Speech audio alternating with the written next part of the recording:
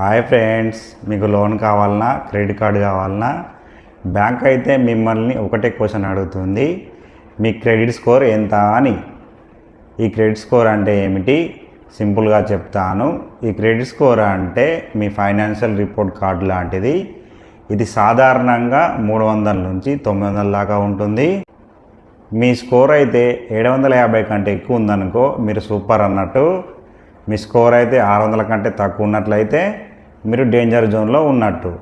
మీరైతే టైంకు ఈఎంఐస్ కానీ కార్డ్ పేమెంట్స్ కానీ చేసినట్టయితే మీ స్కోర్ అనేది ఇంప్రూవ్ అవుతుంది. ఒకవేళ మీరు లేట్ పేమెంట్ చేసినట్టయితే మీ స్కోర్ అనేది తగ్గుతూ వస్తుంది.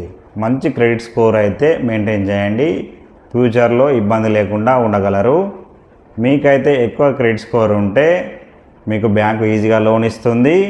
అంతేకాకుండా తక్కువ వడ్డీ రేటుకే మీకు లోన్ అయితే శాంక్షన్ అవుతుంది. ఒకవేళ మీరు టైంకు పే చేయనట్టయితే మీకు లోన్ వచ్చే ఆ ఛాన్స్ అయితే తక్కువ ఉంటుంది. ఒకవేళ వచ్చినప్పటికీ ఇంట్రెస్ట్ అయితే ఎక్కువగా ఉంటుంది. మంచి క్రెడిట్ స్కోర్ మెయింటైన్ చేయండి, జాగ్రత్తగా ఉండండి.